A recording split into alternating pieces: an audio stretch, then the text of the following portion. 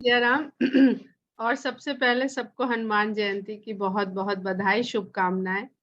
हनुमान जी सबको बल, बुद्धि, विद्या, शक्ति, भक्ति, विनम्रता प्रदान करें। इसी भावना के साथ बिल्कुल सही कह रहे हैं ओम जी कि मैं कभी फॉरवर्ड पोस्ट करती नहीं हूँ और आज मैंने किया और देखिए उसके लिए मुझे यहाँ पे खड़ा कर दिया गया। क्योंकि जब से ये चल रहा था कि हनुमान जयंती ना कहिए, हनुमान जन्मोत्सव कहिए, समझ में नहीं आता था मुझे। ना एक्सेप्ट होता था, ना उसकी कोई व्याख्या, ना कुछ कि भई इसके पीछे क्या है? क्योंकि बचपन में 2 त्योहार बहुत धूम-धाम से मनाते हुए सुने थे, ये भी बिल्कुल सच है। एक कृष्ण जन्माष्टमी और दूसरा रामनवमी, जो धार्मिक जन्म के लिए हम लोग मनाते थे। अभी कुछ बरसों से धीरे-धीरे सीता नवमी, राधाष्टमी और अभी हनुमान जयंती ये भी शामिल हुए, तिथियाँ ज्ञात हुई। हम जैसे अज्ञानी लोगों को, विद्वानों को पता रही होंगी, जो बहुत धर्म ग्रंथों से जुड़े हुए हैं, भक्त हैं, उनको पता रही होंगी। पर जो सांसारिक हम जैसे लोग हैं, ये लोग भी हम लोगों के भी नॉलेज में ये चीज़ें आने लगी। और उसके साथ ही साथ इस तरह के और विद्वान और ज्ञान भी व्हाट्सएप में चलने लगे। तो मेरा अपना ये मानना है कि जैसे रामचरितमानस ही हम लोगों का सबका आधार है चीज़ों को समझने का, जानने का। वहाँ पे तुलसीदास जी लिखते हैं बहुत स्पष्ट रूप से कि राम ही केवल प्रेम प्यारा जानि लेहु जो जाननिहारा।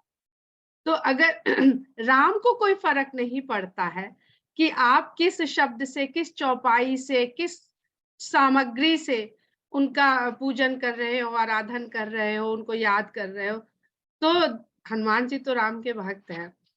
उन्हें कैसे फ़र्क पड़ेगा कि हम रा हनुमान जयंती मना रहे हैं कि हम हनुमान जन्म उन्हें तो ये भी फ़र्क नहीं पड़ता है कि हम मना रहे हैं कि नहीं मना रहे हैं। वो तो राम नाम में बस डूबे रहने वाले हैं। राम धुन जहाँ बजती है कहते हैं वो वैसे ही वहाँ पहुँच जाते हैं। आमंत्रण की भी प्रतीक्षा नहीं करते हैं। और हम लोग जो राम भक्त भी अपने आप को मानते हैं, बजरंगबली का भक्त भी मानते हैं, हम लोग आलोचना में पहले घुस जाते हैं। कि सामने वाले की आलोचना कैसे करें। तो जो शब्द है जयंती जन्मोत्सव मुझे सही में ना भाषा का ज्ञान है, ना व्याकरण का ज्ञान है, फिर भी ऐसे लगता है थोड़ा बहुत पढ़ के कि ये जो शब्दों को गढ़ा जाता है, रचा जाता है, जो विद्वान लोग इनको तय करते हैं, उसमें शब्द होता है, संस्कृत के शब्द होते हैं, उनके तात्पर्य होते हैं, उसके पीछे व्याकरण होती है और थोड़ा बहुत ये भी पता चला आज कि उसके पीछे पंचांग भी होता है। पंचांग तय करता है कि क्या जन्मोत्सव है, क्या जन्म तिथि है और क्या जयंती है।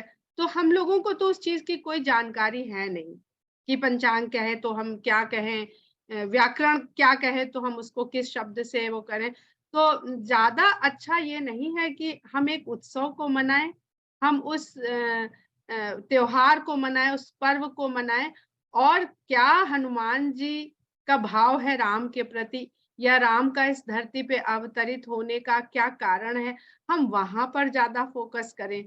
तो ज़्यादा सुंदर रामनवमी भी, सीता नवमी भी और हनुमान जयंती या जन्मोत्सव अभी भी हमें दिख रहा है कि ओम जी के पीछे हनुमान जन्मोत्सव और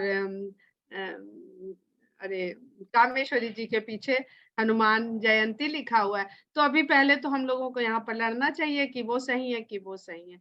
पर सबसे सुंदर बात है कि यहाँ पर कोई इन सब चीज़ों पर ध्यान नहीं देता है और इसी में रहते हैं कि वास्तव में भाव क्या है, हम भाव से जुड़ पाएँ। शब्द एक माध्यम है, हमारे भाव को सामने वाले से प्रकट करवाने का। तुलसीदास जी जगह-जगह लिख देते हैं, वो छोड़ देते हैं, अपने आप को सरेंडर कर देते हैं कि ये मैं वर्णन नहीं कर सकता हूँ, क्योंकि ना मेरे पास शब्द है, ना मेरे पास क्षमता है, ना मैं इतना बड़ा कवि हूँ, ना विद्वान हूँ। तो कुछ तो हमें सीखना चाहिए कि क्या हमको तुलसीदास जी सिखाना चाह रहे हैं और हनुमान जी की विनम्रता को तो हम क्या ही कहें कि वो जितना-जितना राम उनके भगवान संकोची हैं, तो हनुमान जी को उनसे अधिक संकोची होना चाहिए ना अपने भगवान की तरह। तो इसीलिए जब वो पूछते हैं कि भई कैसे क्या कराएँ? तो वो कहते हैं शाखा मृग की बड़ी मनसाई, शाखा से शाखा पड़ जाई। मैंने क्या किया? मैं तो शाखा पर इधर से उधर कूद रहा था। और दूसरी तरफ एक और चीज़ हम देखते हैं कि जब रावण को अपनी भक्ति को तोलना होता है कि मैं कितना बड़ा भक्त हो गया हूँ, तो वो कैलाश पर्वत उठाता है।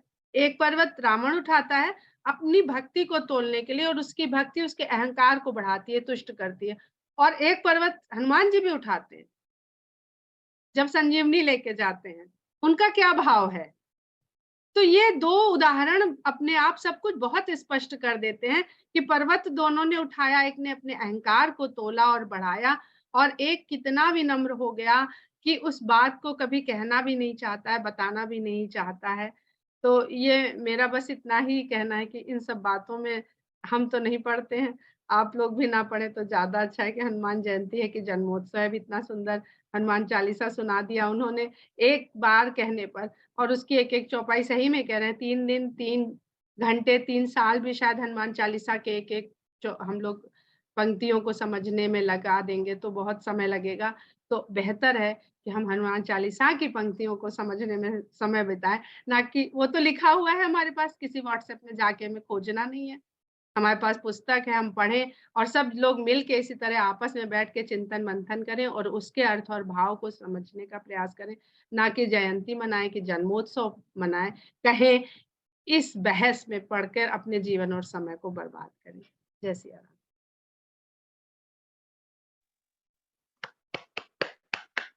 बहुत बहुत धन्यवाद विनीता जी। सही अब कहा विनीता जी आगे से फॉरवर्ड विचार करेंगे। है आपको शंका रहेगी इस बारे में? हाँ शैल जी कहिए। म्यूट पर है, म्यूट पर आप म्यूट पर है, म्यूट पर है, म्यूट है, आपको म्यूट किसी है। की नहीं सुनेंगे वो। शैल जी म्यूट पर है आप। म्यूट है, म्यूट है, म्यूट है। नमस्कार सभी मित्रों को और हनुमान जयंती की बहुत बहुत बधाई। विनीता जी ने बहुत अच्छी बात कही कि हमारा ध्यान भक्ति में होना चाहिए, भाव में, ना कि शब्द में। पर जहां तक शब्दों की बात है, जयंती मृत व्यक्ति की मनाई जाती है, और चूंकि हनुमान जी को हमेशा जीवित माना जाता है, इसलिए उनके लिए जन्मोत्सव कहा जाता है। बस इतना ही कहना चाह रही। धन्यवाद। Thank you. और किसी के कोई ओपिनियन स्पेशल?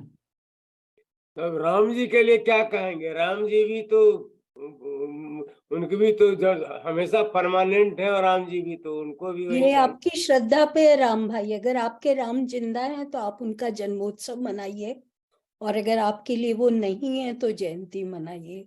कोई नियम नहीं होता है, ये अरे तो वो तो प्रेम भगवान है, वो तो कभी जा ही नहीं सकते हैं, हमेशा हमेशा के लिए है। हाँ, तो ये तो एक हर एक मकान की से अपनी दूसरे अपनी मकान में भक्ति बैठे है। हुए। ये इसलिए जयंती शब्द की रामनवमी कहते हैं, हमने तो कभी सुना ही नहीं राम जयंती या रामनवमी नहीं, सुना है सदा। जयंती शब्द की व्याख्या कहाँ मिलेगी जो मृत व्यक्ति के लिए ही जयंती क्यों कहते हैं? हमने तो कहीं पढ़ा नहीं मृत व्यक्ति के लिए ही जयंती कहते हैं। आज जो मैंने भेजा था फिर उसको बता दें, उसमें संस्कृत व्याकरण के हिसाब से लिखा है कि जिससे जय और पुण्य मिलता है उसे जयंती कहते हैं। हम उसमें पढ़ना ही नहीं चाहते हैं दरअसल। तो और जय का शब्द होता है, जय और विजय में फर्क होता है।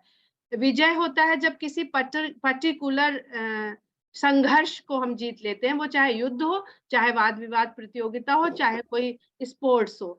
पर जय का अर्थ होता है जो सदा विद्यमान रहने वाली जय।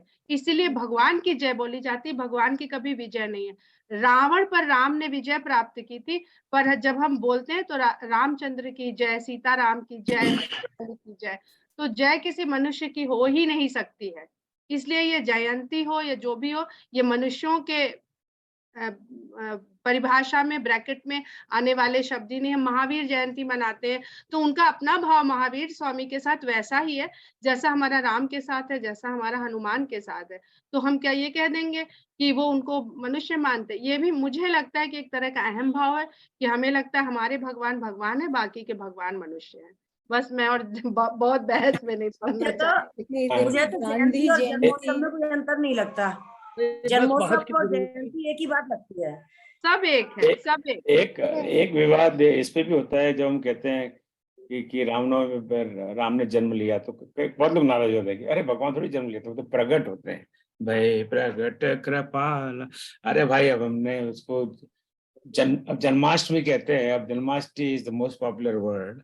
तो जन्माष्टमी में क्या हुआ? जिस अष्टमी को जन्म लिया भगवान ने, वो जन्माष्टमी। तो वो मैं समझता हूँ व्यर्थ का विवाद है, unnecessary discussion. it doesn't really help anybody. हम तो इनको भाषा शामिल ही नहीं होना चाहिए इन चर्चाओं में। जी हम लोगों ने अपने पूरी, और विनीता ने बात का, हमने अपने बचपन में कभी वही हनुमान न जन्मोत्सव सुना ना। पहला शब्द जो हम आया, मैं आपको अपना अनुभव बता दूं कि हम विदेश से आ रहे थे 1 महीने की छुट्टी के लिए, मैं अपने बॉक्स में से एक साड़ी निकाल रही थी। बच्चों ने पूछा साड़ी क्यों ले जा रहे हैं? हमने कहा वहां पर इंडोनेशिया में, अब इंडोनेशिया एक मुस्लिम कंट्री, वहां आप जॉब कर रहे हैं और आपने कभी यहाँ पर हनुमान का शब्द सुना ही नहीं था, हनुमान जयंती। तो हमने कहा वहां पे हनुमान जयंती बहुत धूमधाम से मनाई जाती है। तो हमारे बच्चे वाली शक्ल बोले, मम्मी आपको क्या हो गया? बोला हमने ये शब्द आज आपसे पहली बार सुन रहे हैं। हमने कहा बेटा हमने भी अपने आप से पहली बार सुना, हमने अपने घर में अपने माँ दादी किसी से नहीं सुना था। तो ये हनुमान जयंती शब्द हम लोग के पास बहुत बाद में आया। अब जिसने शुरू किया तो उसने उसे समारोह के लिए शुरू किया, उसके पीछे ना कोई धार्मिक अवधारणा है, ना उसके पीछे कोई विरासत है, ना कुछ है। किसी को जो भी भावना आई उसकी भावना सही होगी, भावना गलत नहीं रही होगी, उसने उस जयंती जन्मोत्सव कह दिया, इसलिए उसमें कोई अर्थ ढूंढने की बात है कि हनुमान जन्मोत्सव भी नहीं मनाया गया कभी, कभी नहीं, अगर जयंती नहीं मनाई गई तो हनुमान जयंती कभी नहीं। चलो हनुमान जी महाराज की जय। ठीक है,